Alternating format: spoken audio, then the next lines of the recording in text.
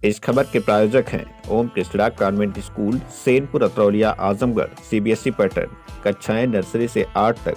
Computer शिक्षा lab सहित उपलब्ध है। कमजोर छात्रों के लिए अलग से व्यवस्था कराई गई है।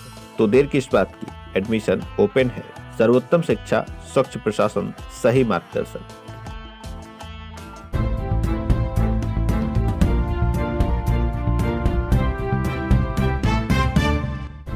नमस्कार, आप देख रहे हैं तेज न्यूज। मैं हूं आपके साथ विनोद राजभर। आइए शुरू करते हैं खबरों का सिलसिला।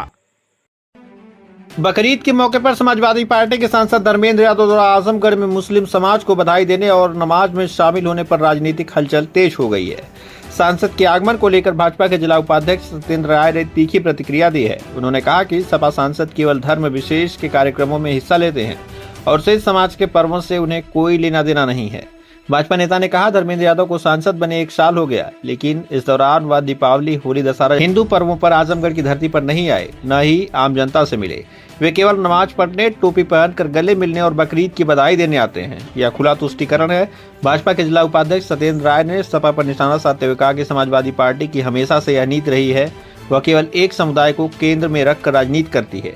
उन्होंने कहा कि सपा को यह भ्रम है कि आजमगढ़ की धरती केवल उनकी है, लेकिन 2027 का चुनाव उन्हें यह दिखा देगा कि यह धरती केवल उनकी नहीं है।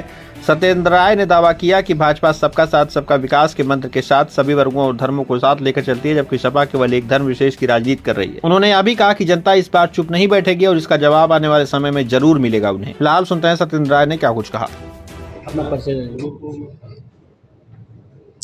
मैं सत्येंद्र राय, भारतीय जनता पार्टी का जिला उपाध्यक्ष हूँ और गोपालपुर से 2022 में मैंने विधानसभा का चुनाव लड़ा था।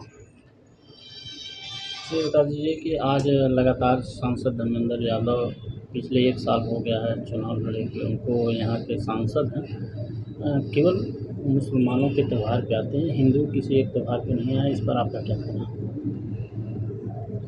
ये तो समाजवादियों की पुरानी सोच रही है और वो कभी भी सर्व समाज को लेकर के, सभी धर्म संप्रदाय को लेकर के चलने का काम नहीं करते हैं।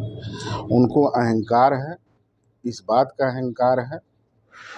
ये आज तक जो है आजमगढ़ की धरती पर जनता जो है इसका अगले चुनाव में बखूबी इंतज़ार कर रही है।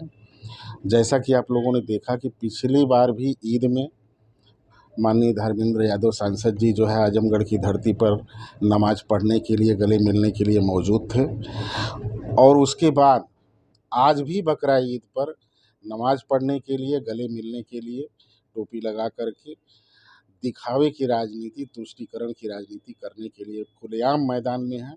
जबकि आपने देखा होगा कि इस 1 वर्ष के भीतर हमारे जितने भी त्यौहार पड़े, चाहे वो दशहरा हो, चाहे दीपावली हो, चाहे होली हो, किसी भी त्यौहार पे आजमगढ़ की धरती पर इन्होंने कदम नहीं रखा। इनको सभी लोगों से मतलब नहीं है, एक वर्ग विशेष से इनका नाता है और ये लोग इसी की राजनीति करते आए हैं।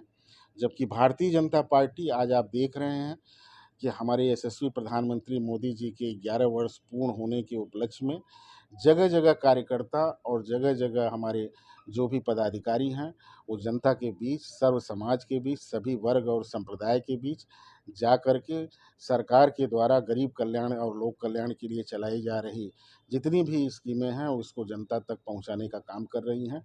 भारतीय जनता पार्टी हमेशा से कभी भी इस पक्ष में नहीं रही है और सांसद माननीय धर्मेंद्र यादव जी का इसके लिए आजमगढ़ की जनता आने वाले समय में अच्छी तरह से इसका जवाब देगी। जो ये खुलेआम इस तरह से सिर्फ और सिर्फ मुसलमानों के त्यौहार पर आकर के ईद हो, बकरा ईद हो, उसमें गले मिलने का काम और नमाज पढ़ने का काम कर रहे हैं, आने वाले समय में यहाँ की जनता इनको इसका बहुत पुरजोर तरीके से इनको इसका प्रतिफल देने के लिए पूरी तरह से प्रतिबद्ध है और मूड में है कि आने वाले समय में कैसे समाजवादी को सबक सिखाना है और आजमगढ़ में देखिएगा कि निश्चित रूप से एक नया परिवर्तन आपको देखने को मिलेगा।